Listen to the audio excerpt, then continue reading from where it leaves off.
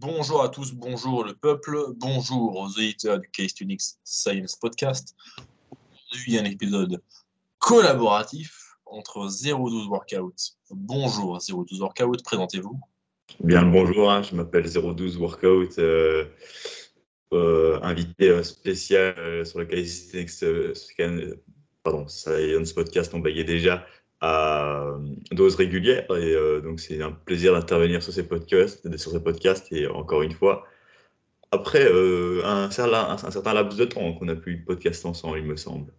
Tout à fait, on a pratiqué les podcasts solo là pour ces 4 derniers épisodes. Voilà, tel un vieux couple qui se laisse de l'espace. Non, pas du tout. Bon, le concept de taper les épisodes solo, c'est pour non pas répondre à des questions, mais taper des discussions monologues geeks. J'invente des mots, néologismes. Hein. Taper des monologues sur des sujets particuliers pour vraiment les traiter en long, en large, en travers. Et aujourd'hui, on repart sur un format classique de FAQ. Aujourd'hui, nous avons 3 questions et nous collaborons aujourd'hui. 012 Workout et Morgan Nutrition sur Instagram. Bien sûr, nos réseaux sont en description comme toujours. Hein. Aujourd'hui, 3 questions, 2 questions d'entraînement, 1 question de nutrition. Des questions très intéressantes, mais on va essayer de faire court parce que les sujets sont tellement très vagues, larges, tellement, on peut tellement les développer qu'on va essayer de faire court pour ne pas faire un podcast d'1h30 parce qu'on est au 21e siècle et que les gens à l'époque de TikTok, de nos jours, ont environ une vingtaine de secondes de temps d'attention. Donc sachez que vous êtes déjà l'élite pour être arrivé là à 1 minute 48 du podcast. Félicitations! Vous êtes dans le décile supérieur de nos jours. Yes. Bon, 012, workout. Quelles questions avons-nous aujourd'hui là? Je suis prêt à dégainer le cerveau, prêt à répondre et à apporter des points de QI. Aucune modestie dans ces déclarations. Non pas aux clients, mais aujourd'hui aux abonnés. Ça marche. On va commencer par la première question du jour.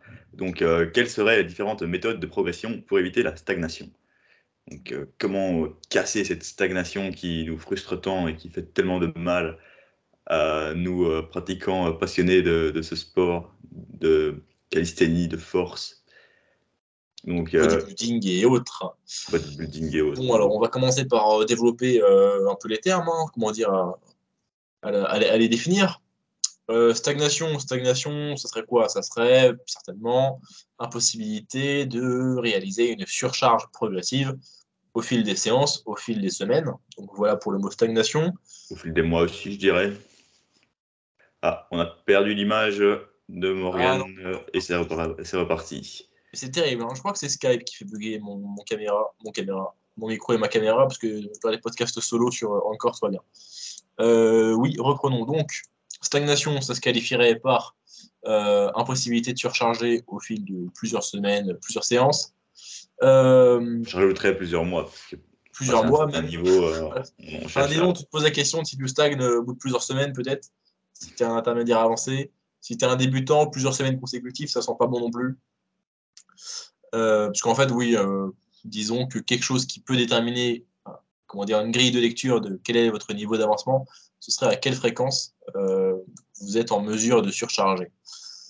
Et méthode de progression, ce serait sélectionner quelles variables on fait évoluer au fil du temps. Une progression linéaire, ce serait ajouter chaque semaine uniquement une variable. Donc, typiquement, augmenter juste l'intensité, c'est-à-dire la charge sur la barre.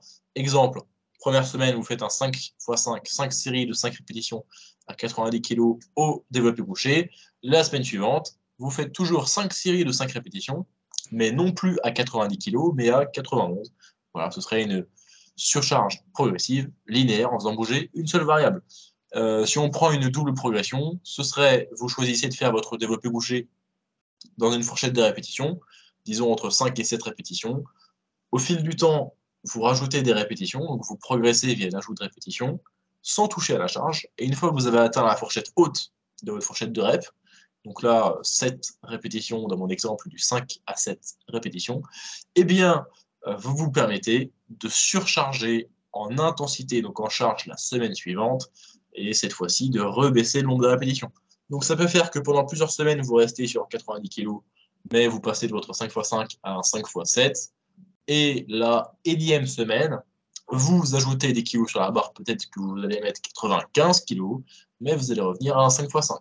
Ça, ce serait un modèle de double progression. Bon, il en existe pléthore, parce qu'après, bon, il y a des gens qui progressent via la diminution des temps de repos. Ça, c'est quelque chose qu'on a déjà traité sur le podcast et qu'on ne trouve pas super pertinent pour la majorité des mouvements. Ou on peut progresser via l'ajout de séries, ce qui est parfois intéressant pour l'hypertrophie, même si encore une fois, ça a des inconvénients. Mais ça, ce n'est pas le sujet du podcast exactement. Là, on était juste là, plutôt j'ai choisi de définir les termes de la question, qui était pour rappeler quelles seraient les différentes méthodes de progression pour éviter la stagnation. Donc stagnation, on ne progresse plus, nous ne sommes plus en mesure d'appliquer une surcharge progressive au fil du temps.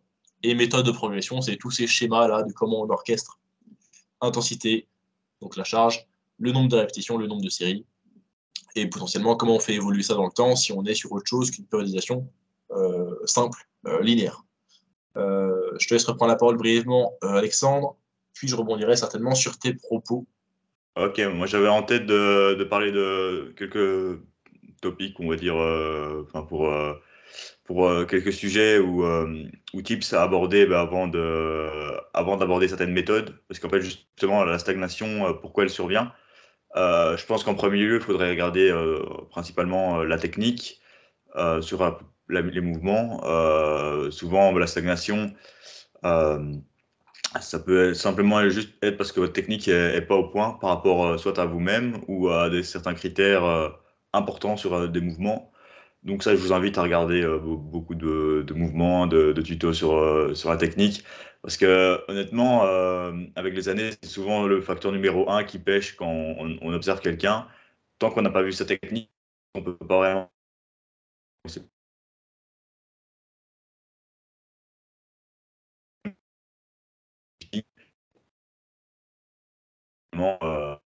ça qu'il ne passe pas réellement. C'est-à-dire qu'il va s'entraîner avec une certaine forme au début de son programme et puis il va tricher sur sa technique au fur et à mesure des semaines et donc pas progresser. Et donc biaiser sa progression. Et s'il biaise sa progression, bah, ça conduit à la stagnation. Donc je pense que la première chose à regarder, c'est la technique. Lié à ça, je dirais la charge, l'intensité et peut-être toute la charge d'entraînement de manière générale, lié au volume aussi. Peut-être qu'il y aura trop de volume et donc qu'il y aura trop de fatigue accumulée et qu'il n'y aura pas vraiment de progression. Donc ça serait donc, si je répète, donc en premier lieu, ce serait revoir sa technique. En second lieu, en second temps, regarder sa charge d'entraînement, son intensité à laquelle on travaille. Admettons, on fait un 5x5 comme Morgan l'a dit, et on commence son cycle avec 80% de sa RM ou 85%, ben, ça va vite conduire à une stagnation, et peut-être pire que ça, donc éventuellement une blessure ou autre. Et donc, ben, c'est choisir judicieusement ses charges de travail.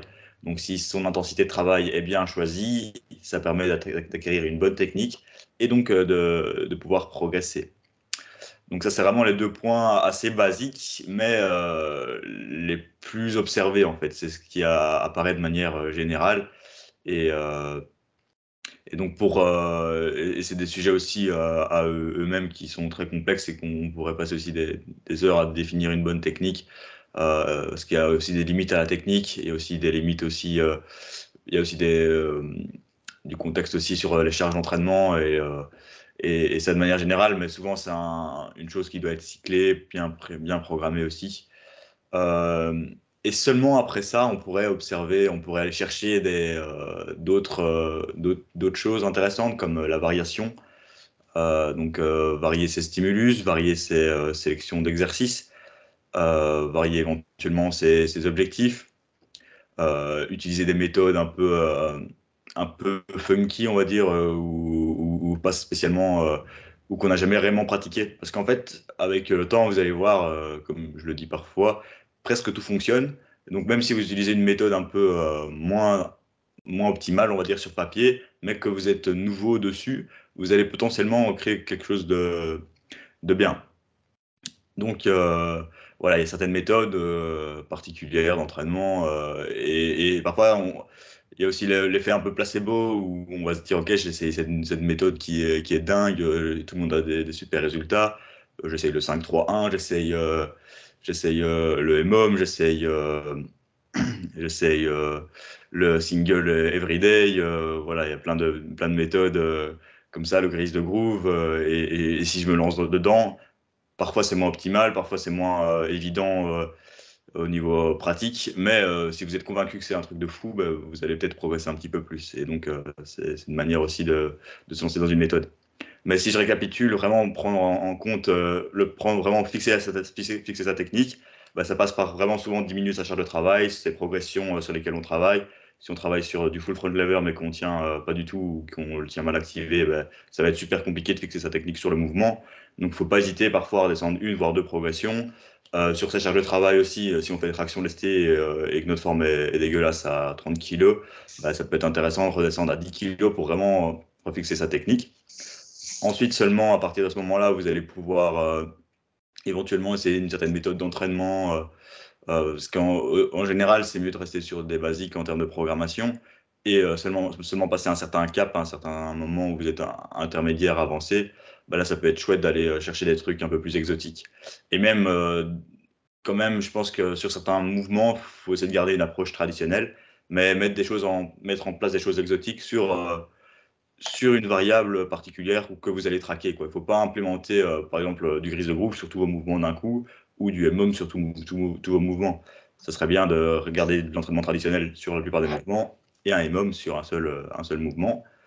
Ensuite, un autre petit tip qui peut être intéressant, c'est voir les facteurs limitants, peut-être sur un groupe musculaire en lui-même, une partie d'un mouvement. Et donc là, peut-être travailler avec des amplitudes partielles.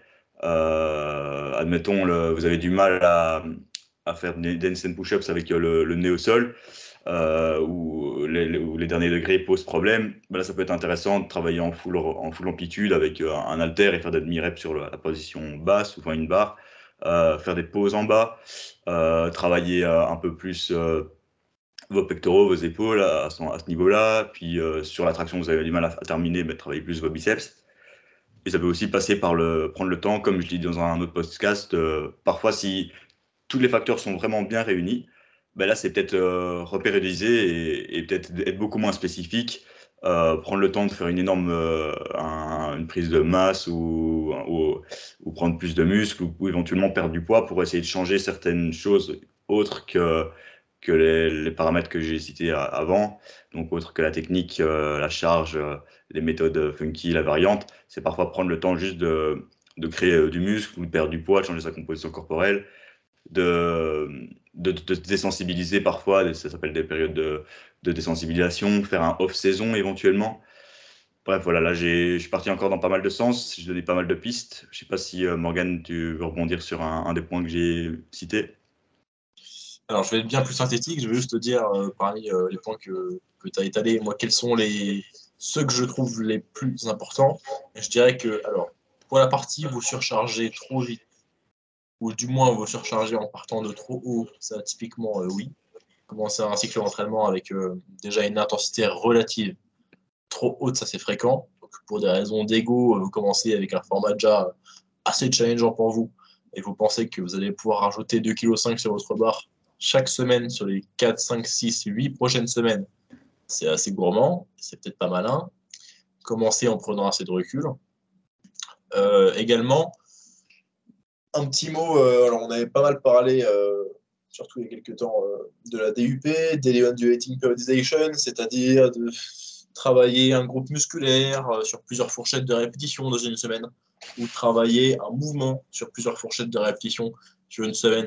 Et grosso modo, ça permet fréquemment des meilleurs gains de force que des formats plus standards, plus linéaires, mais une raison selon moi pour ça, ou plutôt une raison pour laquelle on pratique, on a l'impression que c'est plus fluide niveau progression, c'est que si jamais vous faites 3 séances par semaine avec le même format, c'est-à-dire 3 fois par semaine, vous faites un 4x4 au squat.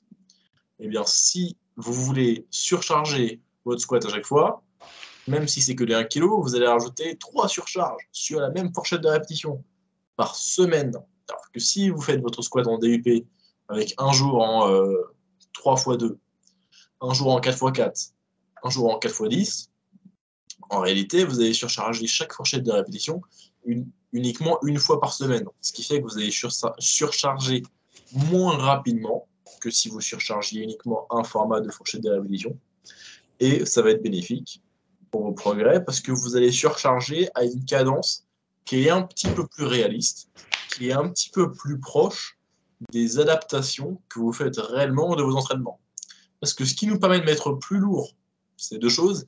C'est à la fois que les semaines passées, on faisait quelque chose d'un peu sous-maximal, donc on en avait encore sous le pied, d'accord? Évidemment, si jamais en première semaine, je fais une répétition à 90% de mon ARM, a priori, la deuxième semaine de mon cycle d'entraînement, je peux faire une répétition à 92,5% de mon ARM. Ça sera accessible. D'accord, on peut surcharger parce qu'on en a encore un peu sous le pied. Mais également, on peut surcharger parce que de séance en séance, a priori, on fait un petit peu d'adaptation, on devient légèrement plus fort, malgré que ce soit contrebalancé par l'avancée de la fatigue. Mais en optant pour une diversification de nos formats sur la semaine, ça nous force, entre guillemets, à nous limiter à une surcharge par semaine, plutôt qu'une surcharge par séance, dans le cas de figure où on aurait plusieurs fois le même format par semaine. Donc là, dans le cas de figure où on aurait 3 fois par semaine du squat en 4x4, ce qui fait que ça nous fait, sans nous rendre compte un petit peu, surcharger, oui, à chaque séance, mais chaque format n'est surchargé qu'une fois par semaine. Donc ça nous fait surcharger moins rapidement, un peu plus en accord avec les adaptations qu'on fait réellement. Donc une DUP, je pense que ça fonctionne fréquemment mieux qu'un format classique répété plusieurs séances par semaine pour cette première raison-là, en plus de d'autres avantages peut-être uniques à la DUP, dont on avait déjà dû parler lors de différents podcasts.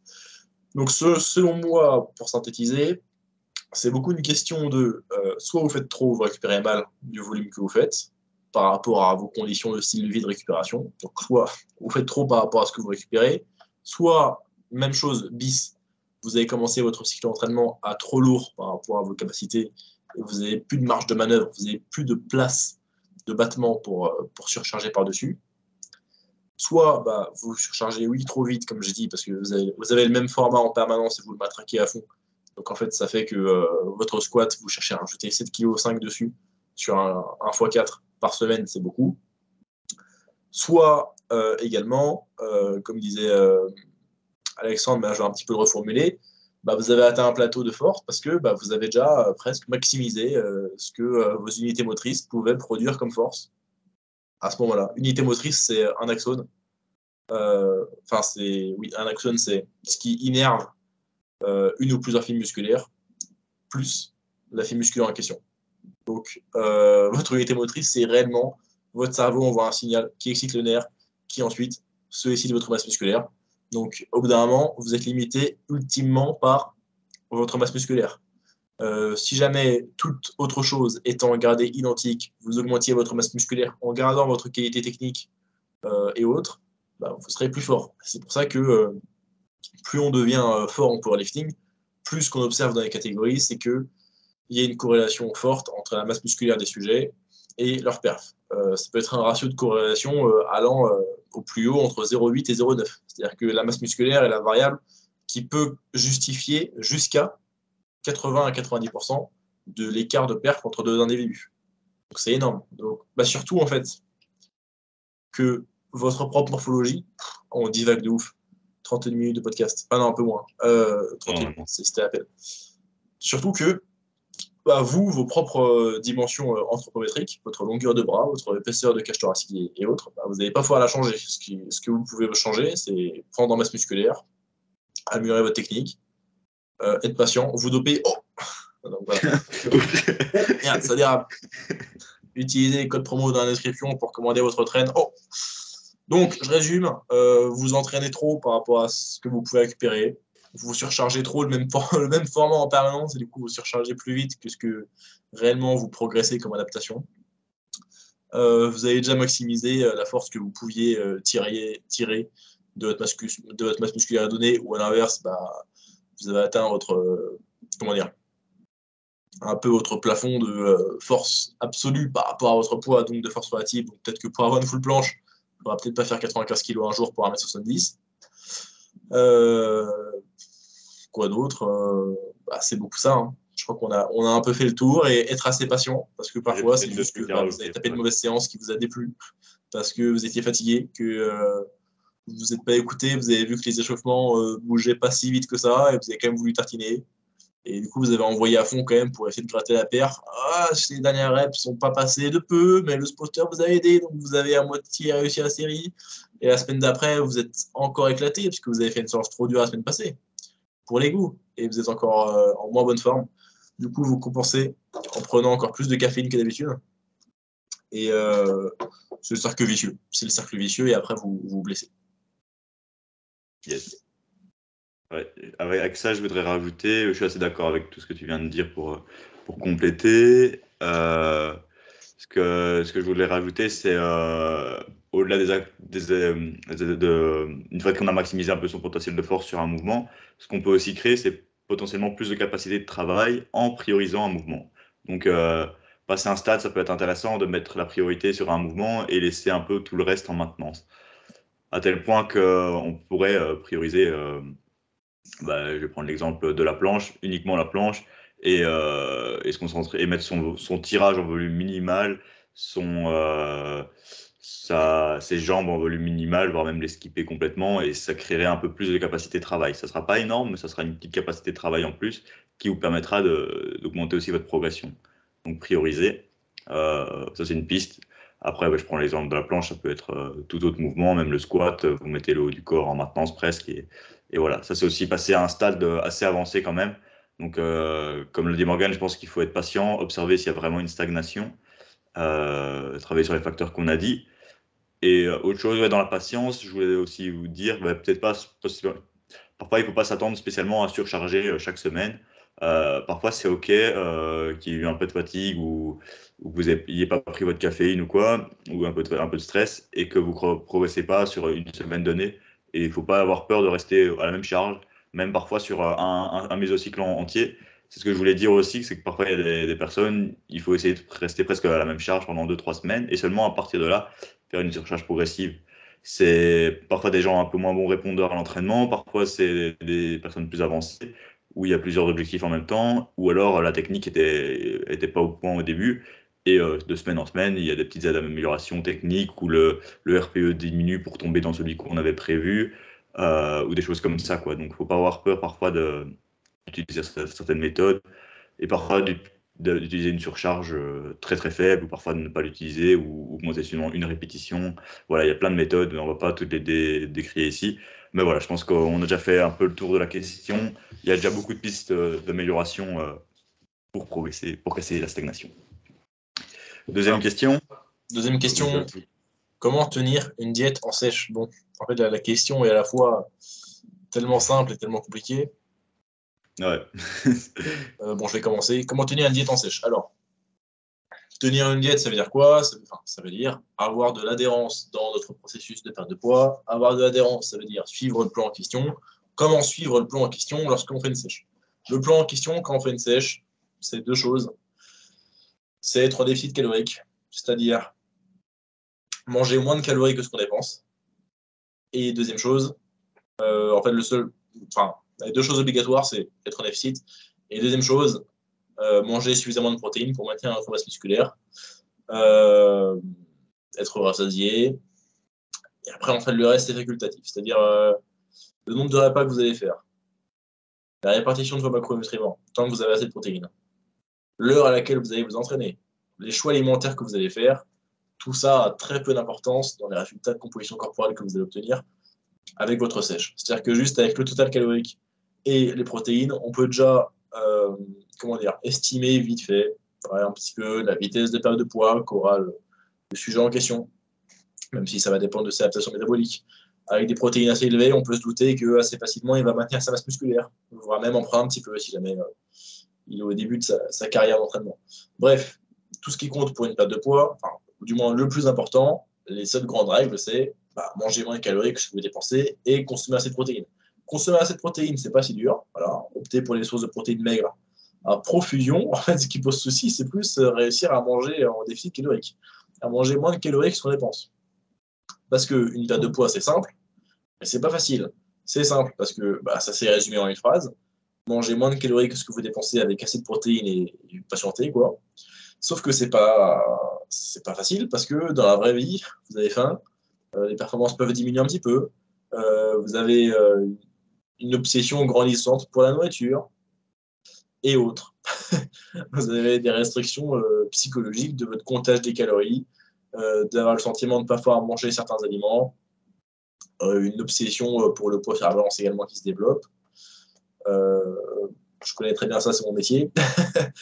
Et ce qui fait qu'en application, même si il suffirait de manger un déficit calorique, il y a plein de choses qui vont mettre des bâtons dans les roues. Donc en fait, le but, ça va être en appliquant ces recommandations-là, ces règles presque, hein. Enfin, première règle, manger en déficit calorique. Et deuxièmement, recommandation importante, manger suffisamment de protéines. En appliquant ça, il va falloir trouver le format qui vous correspond le mieux pour avoir le moins envie de tuer votre frigo et vos placards et d'appeler le livreur de pizza. Donc en fait, ça va être une question de sélectionner judicieusement ce que vous allez faire de vos autres variables de façon à rendre le déficit calorique le plus soutenable possible. Dans tous les cas, ça vous régalera pas tant que ça au bout d'un moment. C'est-à-dire que la sèche, ça peut être marrant les premières semaines quand vous étiez en prise de masse et que sécher consistera presque juste à manger à votre maintenance calorique, enfin dans le sens manger pas à votre maintenance calorique par définition, mais consistera à manger sur votre faim presque. Mais au fil du temps, oui, voilà, comme je l'ai dit, fatigue, obsession alimentaire, obsession, balance, tracking frustrant, plus faim. C'est pas très beau comme ça, mais on va devoir manipuler les variables de notre choix, c'est-à-dire tout ce qui est en dehors de l'apport calorique et l'apport en protéines. Donc le nombre de repas, vous allez pouvoir trouver la répartition qui vous convient le mieux. Les choix alimentaires, peut-être que vous allez choisir de bannir tous les produits transformés, peut-être que vous allez en garder quelques-uns pour trouver votre compromis plaisir par rapport à ce que ça apportera comme ratio satiété calories, voilà. Vous allez pouvoir choisir différentes catégories d'aliments, oui. Vous allez pouvoir choisir de vous entraîner à une certaine heure. Vous allez pouvoir choisir de manger le même total calorique par jour, ou alors vous allez pouvoir choisir d'avoir des jours où vous mangez un peu plus, des jours où vous mangez un peu moins, et c'est avec toutes ces variables qu'on va pouvoir rendre le déficit calorique le plus tolérable possible, le plus soutenable. Par exemple, peut-être que vous avez remarqué que lorsque vous faites du jeûne intermittent, eh bien, oui, en sautant votre petit déjeuner, vous compensez certaines de ces calories le midi, mais vous compensez moins de calories le midi que ce que vous avez économisé en sautant le matin, le petit déjeuner. Et ça, c'est fréquemment ce que vous savez dans la recherche, avec du jeûne intermittent, ça induit fréquemment une réduction spontanée de l'apport calorique. Mais pas pour tout le monde, parce que certaines personnes vont avoir envie de tuer leur placard dès leur premier repas, ou alors à l'inverse, ils vont avoir le soir ce sentiment du « Ah, je vais jeûner pendant 16 heures. Ah, mais dans ma tête, j'ai un blocage, j'ai peur du catabolisme. Il faut vraiment que je mange beaucoup ce soir pour tenir jusqu'à demain midi. » Donc ça ne convient pas à toutes les personnes, même si en moyenne, ça permet de la recherche aux gens de perdre du poids assez simplement, pas facilement, simplement, encore le terme a son importance, parce que ça induit une restriction calorique spontanée.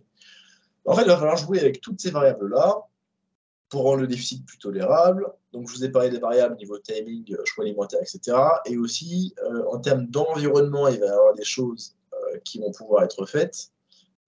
Par exemple, faire en sorte que dans votre cuisine, vous ayez peu, voire pas d'aliments à vue, à disposition.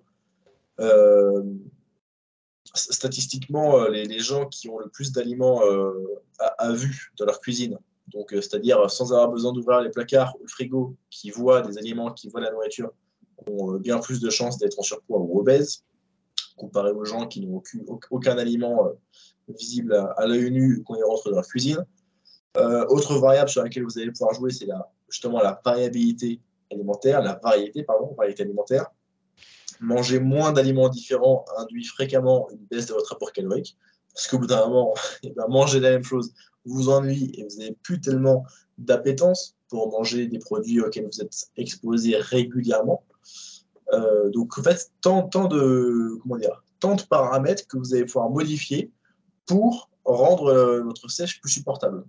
Donc ça, c'est pour la partie comment en fait on manipule les règles du jeu pour les rendre favorables à notre réussite de sèche. Et la deuxième partie de tout ça, le deuxième aspect, c'est, j'avais fait un post Instagram sur ça d'ailleurs, c'était ne cherchez à perdre du poids que si c'est votre première priorité. Ce que ça veut dire, c'est que si débuter une sèche ne vous excite pas plus que ça, si vous n'êtes pas spécialement motivé, impatient de démarrer votre sèche, d'avoir un résultat, de progresser régulièrement, de vous challenger, commencez pas une sèche, c'est pas le bon moment. Parce que c'est les meilleurs moyens pour commencer sans vraiment le vouloir, faire des efforts, mais pas à 100%, c'est-à-dire mettre en place de nouvelles habitudes, mais qui vont pas durer dans le temps, c'est-à-dire avoir une certaine application, une certaine notion de contrôle, mais pas suffisamment pour avoir des résultats motivants. Par exemple, la fameuse expression du «Oh là, j'ai un peu pris de poids après avec les vacances, allez à la rentrée, je fais attention». Je fais attention, ça ne veut rien dire.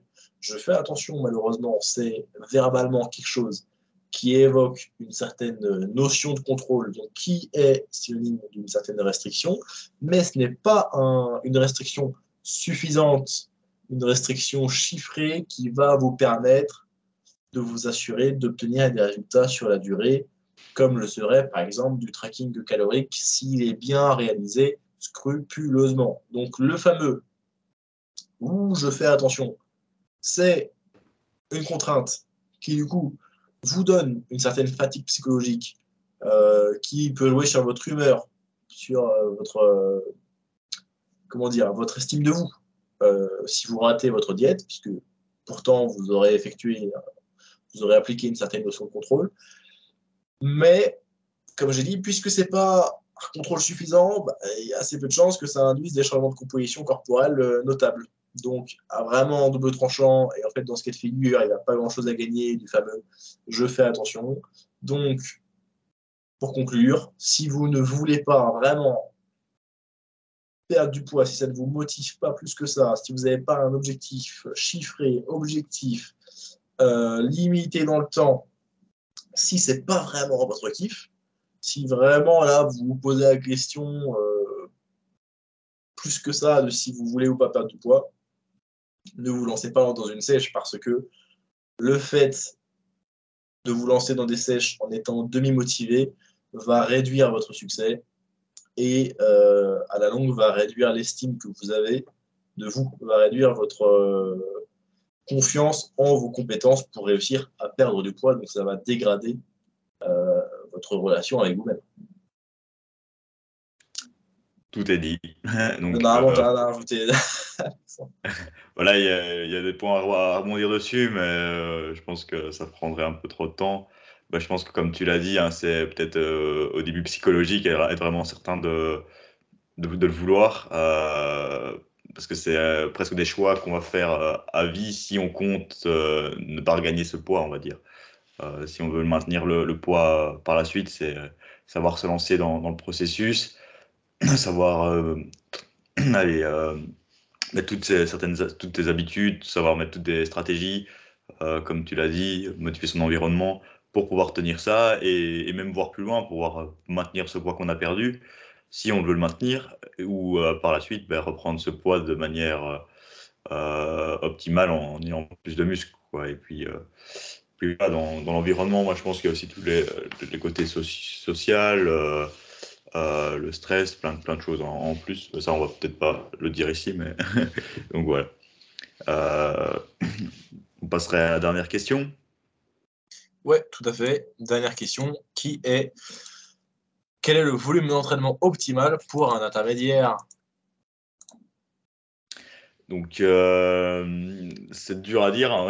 Un intermédiaire n'est pas l'autre, hein. Tout le monde est différent. Et je pense que le volume d'entraînement, je crois que c'est quelque chose qui va énormément varier en fonction des individus. Même si on a quand même beaucoup on va dire de guidelines, de pistes, de recul pour se dire, OK, de manière générale, un tel volume d'entraînement sur tel groupe musculaire va être efficace pour la majorité des personnes.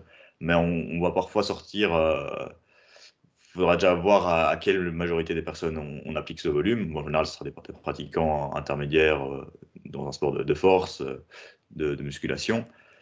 des athlètes.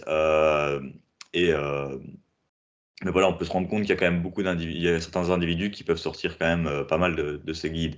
Donc, et ça va dépendre aussi de vous-même. Si, par exemple, si vous dormez moins, que vous êtes stressé, là, vous allez peut-être moins vous entraîner. Ou à l'inverse, si vous êtes en surplus calorique, que vous dormez énormément, que vous êtes plus jeune dans même pas plus jeune, mais que vous commencez à bien lifter, là, vous allez peut-être pouvoir vous permettre de vous entraîner un peu plus que vous avez quelqu'un qui vous masse, je ne sais rien.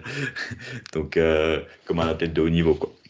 Euh, donc voilà, ça va être vraiment différent.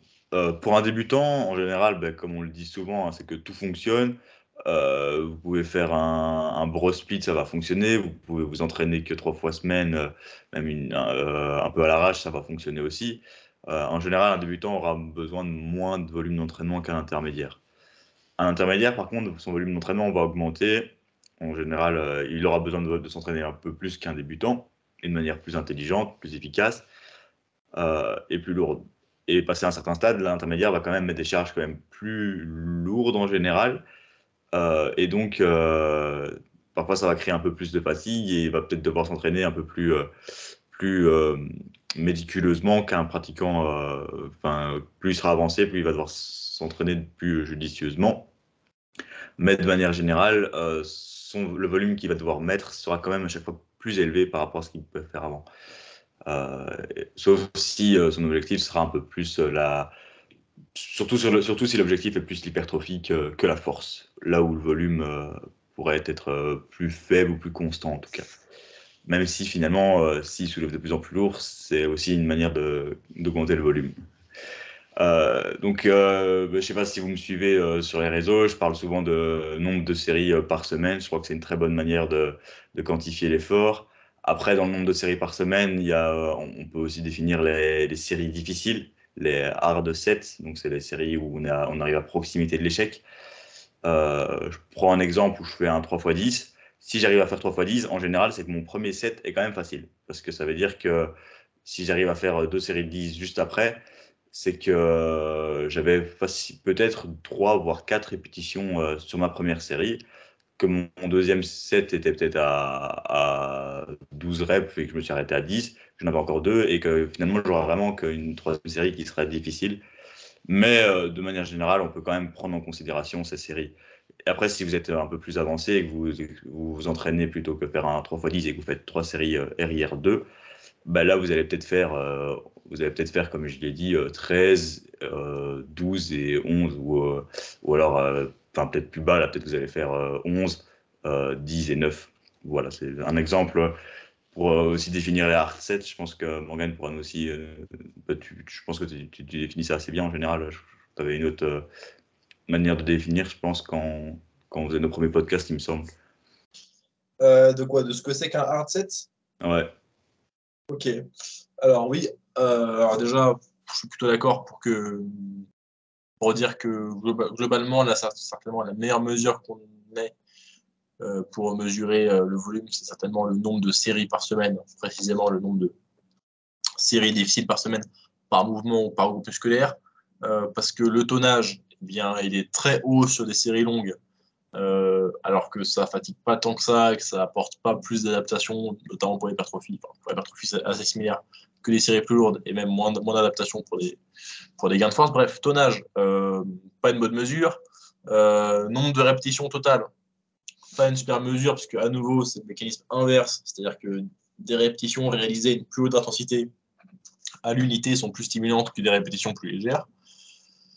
Bref, aussi bien le nombre de reps que nombre de reps pris seul, que le tonnage pris seul, bref, pas des super bonnes mesures du volume, ce qui nous donne une meilleure idée des résultats auxquels on peut s'attendre et de la fatigue à laquelle on peut s'attendre, c'est davantage le nombre de séries, précisément le nombre de séries difficiles par groupe musculaire. Le nombre de séries difficiles, ce serait, oui, des séries plutôt proches de l'échec.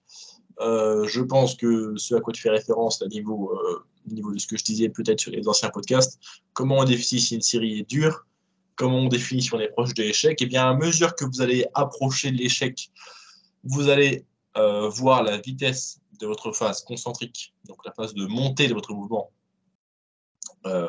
pour des mouvements en charge libre, mouvements en chaîne cinétique ouverte. Sur la montée de votre répétition, vous allez voir votre vitesse décroître, à condition que sur chaque répétition, depuis le début de la série, vous ayez une volonté de vélocité maximale sur chaque répétition concentrique.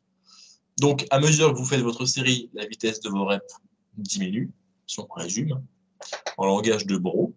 Et c'est à peu près autour de la 4e répétition avant l'échec que on commence à voir notablement une perte de vélocité. Ça va dépendre de votre typologie musculaire, ça va dépendre des groupes musculaires, ça va dépendre de chaque exercice même selon la courbe de résistance. À noter que quelqu'un qui, sur le papier, aurait une typologie musculaire plutôt lente, serait en mesure de grinder, entre guillemets, plus de reps en ayant pourtant une vélocité de la phase concentrique réduite. Alors que, typiquement, le stéréotype opposé serait que quelqu'un avec une typologie musculaire très axée sur la fibre rapide se prendrait l'échec dans la gueule comme une surprise, vraiment. Une rep monte bien, la suivante monte bien, la suivante monte quasiment pareil que les 2 premières, plutôt bien. Oh, la 4e monte pas. C'est le cas de certains powerlifters qui, après peut-être une notion psychologique là-dedans, ils passent une barre facilement, ils augmentent un peu leur essai suivant et passent bien, ils rajoutent 2,5 kg, ça monte pas du tout. Ça peut être, oui, une appréhension psychologique, bien sûr, mais ça peut aussi être que leur typologie musculaire est plutôt axée explosif et lorsque leur vélocité décroît un tout petit peu, ça leur permet pas de se transférer jusqu'à la fin de la répétition en phase concentrique, mais je suis carrément parti dans un autre sujet là sur le velocity-based training, chose dont on a peut-être dû parler dans nos milliards de podcasts sur le net. Mais voilà, c'est comme ça que je qualifierais des séries dures. Et assez d'accord plutôt sur ce que nous a dit Alexandre sur volume à individualiser. Voilà, c'était mon intervention pour définir ce que c'était que des hard sets. Et je pense également que c'est la bonne mesure du volume, plutôt la meilleure mesure qu'on ait pour le moment. Et surtout, l'avantage, c'est que c'est quantifiable facilement depuis chez nous. Pas besoin d'être dans un laboratoire pour quantifier ce que c'est que notre nombre de hard sets par semaine. Par groupe musculaire, par mouvement. C'est cela, ouais. Donc voilà, c'est la bonne définition des hard sets. Et maintenant, pour mettre ça un peu plus en pratique et éventuellement vous donner quelques recommandations générales. Voilà, admettons, vous entraînez 3 séances par semaine. En full body, vous faites peut-être 3 séries par mouvement, par groupe musculaire, de tirage vertical et horizontal, ce qui va faire à chaque fois 6 séries par séance. Vous faites la poussée, ce qui vous amènera à 18 séries par groupe musculaire par semaine. Ce qui est quand même beaucoup, mais pour un full body avec les plans vertical et horizontal, c'est quand même très costaud pour un pratiquant avancé, ça va être un peu plus limitant, mais souvent on voit ce programme-là qui est recommandé pour les débutants, et il fait quand même le taf, et quasiment tout le monde va progresser avec ça. Passer à un stade, vu que l'intensité va quand même vachement augmenter, et que, comme on l'a dit plus tôt dans le podcast, ça serait intéressant de faire de varier parfois les choix des exercices, ou les reprennent sur les exercices. Et puis aussi, à un moment, il y aura des séries qui seront parfois moins difficiles, qui seront peut-être moins comptés dans vos hard sets. Donc c'est quand même assez difficile finalement de définir exactement c'est quoi le volume d'entraînement auquel vous vous entraînez. Mais vous pouvez quand même, au fur et à mesure du temps, avoir des métriques assez fiables là-dessus. Et pouvoir traquer à partir de là. Maintenant, là, j'ai donné un exemple d'un full body 3 fois semaine, mais si vous faites un bro split où vous entraînez vos pectoraux sur une séance, c'est quand même parfois plus facile à mesurer. Vous savez que vous allez faire 4 séries de développé couché, puis 4 séries de développé incliné. J'en sais rien si vous faites vraiment le bro. Puis que vous allez faire encore des chest fly, des élévations, etc. Vous allez peut-être arriver à 20 séries sur vos pecs sur la séance. Et si vous laissez assez de repos, finalement, vous aurez ça. Après, il y a aussi des groupes musculaires qui vont travailler aussi. Donc, vous faites vos développés couchés, vos inclinés. Vos triceps vont prendre aussi, vont devoir être pris aussi en compte. Peut-être vos épaules aussi. Donc, c'est à ce moment-là que c'est assez subtil, assez difficile de vraiment bien quantifier ce volume d'entraînement. Mais de manière générale, c'est toujours bien de situer un peu dans le volume minimal et pas le volume optimal pour commencer, et puis de se diriger vers ce volume optimal. Et parfois, aller un peu au-dessus pour se tester, pour voir c'est quoi vraiment, si on est vraiment à ce volume optimal et si on peut pas aller plus haut. Et donc, on va définir ça. Je pense qu'on l'a déjà aussi défini assez sur le podcast pour reprendre un peu les termes de renaissance périodisation. Donc, il y a le volume minimal effectif et il y a le volume maximal effectif adaptatif. Et au-dessus de là, on tombe un peu dans le surentraînement, même s'il est quand même assez loin. Parce que passer un stade, les retours de l'entraînement diminuent. Donc, au plus on s'entraîne, ça sera une courbe en U. Après, bah, ça va stagner pendant assez longtemps et puis on risque même de faire pire que mieux. Et donc, le but, c'est de se situer dans ce sweet spot. Et pour ce sweet spot, ben, voilà, il faut vraiment apprendre à se connaître. Partir souvent bas, c'est une bonne chose pour être sûr de se laisser de la marge de progression. Un peu comme on l'a dit plus tôt, donc pour éviter la stagnation, c'est toujours essayer de cycler un petit peu parfois, redescendre bas pour monter. Même chose pour l'hypertrophie ou pour le volume d'entraînement. Ou le volume d'entraînement, il peut aussi être pris en compte pour la force aussi, pour un mouvement. Même par exemple, vous faites du front lever, vous savez que vous allez faire 8 séries de front lever par semaine réparties en deux séances, en 2 séances de 4 séries par exemple. Et donc c'est toujours une bonne idée de commencer vers le bas et puis d'augmenter petit à petit et de voir jusqu'à où vous allez mieux récupérer, mieux performer. Avec le temps, sur plusieurs mésocycles, vous allez pouvoir vous dire, ok, ben tiens, je réagis vraiment bien quand je fais beaucoup de séries de pectoraux, quoi. Je sais que je peux aller à 25-30 séries de pectoraux par semaine. Et parfois, on peut aussi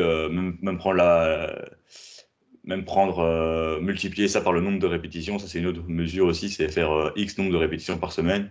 Vous savez que vous faites 5 à 15 séries par semaine et que vous allez multiplier ça par le nombre de répétitions. Si vous travaillez entre 5 et 15 reps et que vous faites entre 10 et 20 séries, vous allez peut-être faire 150 à 300 répétitions par semaine. Et donc ça, c'est une manière aussi de mesurer votre volume.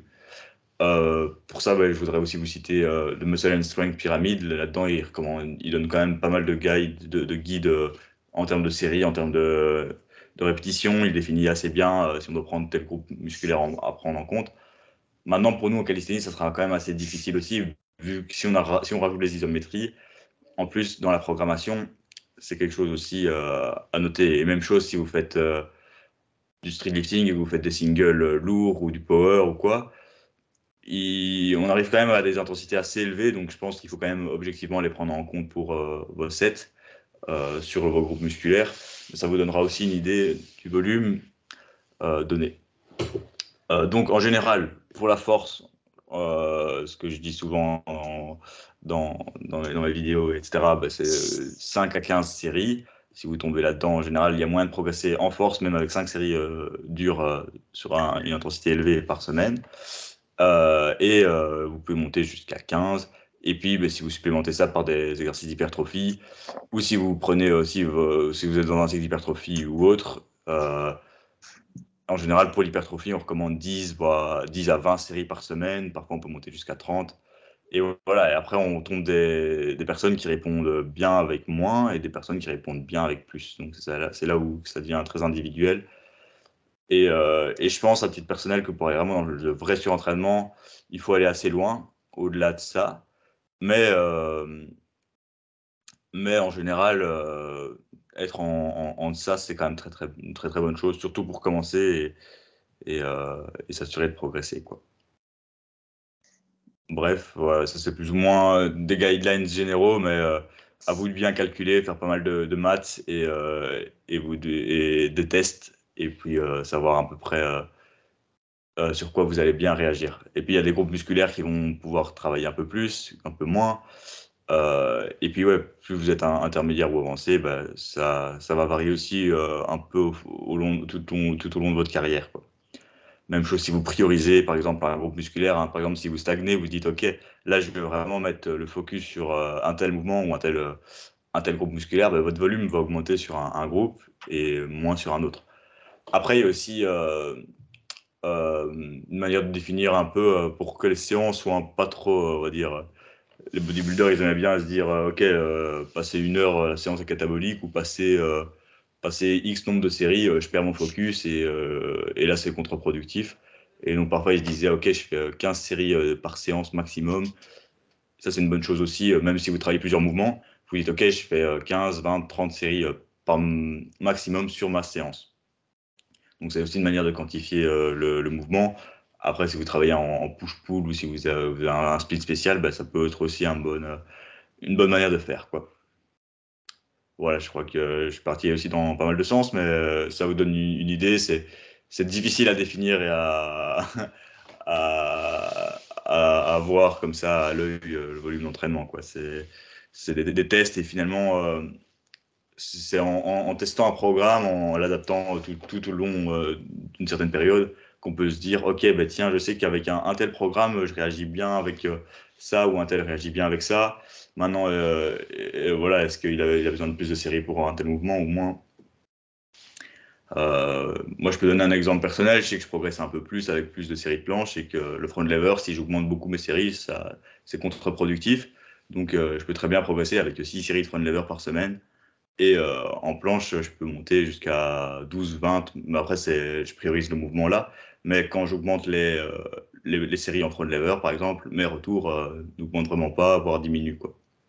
Et ça, je l'observe très vite. Donc, c'est que j'ai quelqu'un, vous allez peut-être aussi l'observer de cette manière, quoi.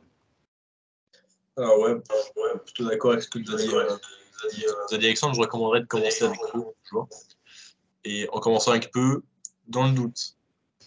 Avantage, vous risquez moins de vous blesser, blessure d'usure. Vous gagnez du temps, parce que peut-être que vous aurez eu les mêmes résultats en vous entraînant 2, 3 fois plus. Donc, toujours bien de s'entraîner, même si on aime s'entraîner. Toujours bien d'avoir les mêmes résultats en s'entraînant moins. Et bon, dans le pire cas de figure, vous progresserez peut-être moins vite que si vous avez fait plus. Mais on peut progresser avec assez peu. Donc, je recommanderais, dans le doute, commencer avec peu.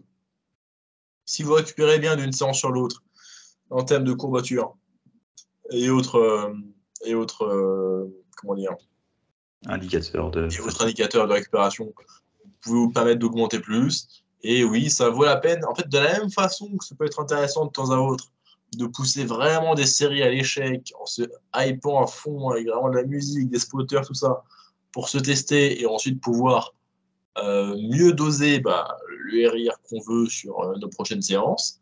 Ça peut valoir la peine de faire de temps à autre des cycles d'entraînement où on va chercher des volumes assez hauts pour savoir jusqu'à où on peut aller en continuant à faire des gains et en continuant à récupérer correctement pour apprendre à se connaître et surtout, comme a dit Alexandre, donc ça dépend beaucoup de chaque lifter. Tu as des gens même avancés qui bénéficient de peu de volume et qui saturent rapidement avec un peu plus, tout comme tu as des débutants qui bénéficient de beaucoup de séries pour commencer à avoir leur premier gain et qui peuvent récupérer beaucoup. Euh, je me perds un peu dans l'explication. Ah oui, et ça dépend aussi des groupes musculaires, bien sûr, comme nous a dit Alexandre. Ça dépend aussi de notre sélection d'exercices. Certainement qu'on va pouvoir récupérer le moins de séries si on opte pour des séries à forte tension excentrique. Si jamais vous reprenez un exercice que vous n'avez pas fait depuis longtemps, et en plus que c'est un exercice à forte tension excentrique, ne mettez pas trop de volume dessus. Si ça fait un moment que vous n'avez pas fait de soulevé terre jambe tendue, faites 2 séries, 3 séries max, vraiment pas plus. Vous allez mourir pendant 5 jours sinon. Si vous reprenez les dips et que ça fait un moment que vous n'avez pas fait, pareil, forte tension étirement sur les pectoraux et les épaules, faites 2, 3 séries. Il n'y aura pas besoin de plus la première séance pour vous réacclimater dessus. Mais par contre, si vous faites bien plus que ça, vous allez mettre bien trop de jours avant de récupérer, ça va être contre-productif à nouveau. Donc commencez avec peu, que ce soit au début de vos cycles d'entraînement, ou que ce soit sur votre première séance, quand vous commencez un nouveau mouvement, ou que vous reprenez un mouvement ancien mais que vous n'avez pas fait depuis longtemps. Vous serez surpris de voir à quel point vous pouvez progresser même avec peu. Et si vous avez le temps, l'envie et les capacités de récupération, vous pouvez progressivement, en procédant par palier, augmenter un peu votre volume d'entraînement. Mais d'ailleurs, alors, même si là, maintenant, c'est 90% du coaching nutrition, j'ai encore de temps à autre des clients en entraînement. Et d'ailleurs, de mon expérience de l'entraînement depuis 2018, le plus souvent, en fait, ça arrive plus souvent que je réduise le volume d'entraînement de quelqu'un plutôt que je l'augmente. C'est plus souvent les gens qui font trop que les gens qui font pas assez. Ça m'arrive parfois d'augmenter le volume pour quelqu'un qui faisait assez peu et pour quelqu'un qui, je pense, pourrait bénéficier de plus et qui a un très bon sommeil et qui est en surplus calorique et qui est jeune et qui n'a pas de blessure, d'usure et qui est très motivé pour ses objectifs. Tous ces facteurs à la combiner font qu'on peut souvent augmenter un peu plus le volume, mais bien souvent, c'est plus fréquent que je baisse le volume de quelqu'un plutôt que je l'augmente quand je commence à travailler avec quelqu'un et surtout que je fais les premiers ajustements. Donc commencez avec peu. Vous serez surpris de voir que vous pouvez progresser avec peu, au fur et à mesure augmenter. Et dans le pire des cas, en faisant trop peu, vous progressez juste moins vite que ce qui serait prévu si vous aviez fait plus de quantité. Mais d'ailleurs, oui, vous pouvez progresser avec assez peu. Cherchez pas non plus à faire le moins possible. Mais vous pouvez progresser avec peu si vous avez suffisamment d'efforts par série avec une bonne forme. Yes. Ouais, je pense que tu as bien résumé ça et je voudrais terminer sur une phrase. Le volume d'entraînement optimal, c'est celui avec lequel vous pouvez récupérer et progresser. Et donc, en faisant peu, vous êtes sûr de pouvoir récupérer et donc vous avez plus de chances de progresser. C'est vrai que comme tu dis, Voilà. la plupart des clients lesquels on travaille, en général, on leur fait leur programme, ils font « Ah, seulement j'avais l'habitude de faire beaucoup plus. Est-ce que je vais vraiment progresser pourquoi tu m'as mis que 2 séries là ?» Et puis ouais, c'est toujours être progressif. Et après, parfois, avec le temps, c'est vrai que parfois, on arrive quand même à bien augmenter. Ça dépend un peu des personnes. Et ils sont, ouais, là, c'est quand même pas mal, c'est challengeant. Et ils le sentent, quoi, qu'ils n'ont pas besoin de plus quand ils progressent aussi. Quand les séries sont vraiment bien stimulantes, challengeantes, voilà, on le sait, quoi. Ouais, et de manière générale, si vous progressez, si vous ne stagnez pas, c'est que l'entraînement, le volume est bien et que vous pouvez progresser. Ouais. Donc, une belle conclusion pour le podcast. C'était un podcast plutôt demi-long, même si on a déjà fait des bien meilleurs perfs. Là, on a essayé d'être assez concis. Je pense qu'on vous a pas apporté suffisamment de valeur. C'était le 44e. 45. 45. C'est vrai que j'ai dit 44 en pensant au chiffre 45 dans ma tête. Mais il est 21h15 et pour quelqu'un qui fait du extended sleep, c'est bientôt l'heure de mon coucher. C'est beaucoup trop Si tôt. vous voulez en savoir plus sur Tard. l'extended sleep, vous écoutez l'épisode 44 du Calisthenics Science Podcast. C'est un épisode solo de Morgan Nutrition, donc en ma personne. Merci de nous avoir suivis jusque-là. Vous faites partie de l'élite de la population en matière de capacité attentionnelle des temps modernes. À bientôt pour de futures aventures. Ce sera du coup certainement des épisodes solo avant à nouveau un épisode collaboratif. À bientôt les abonnés, à bientôt 012 Workout. À bientôt tout le monde.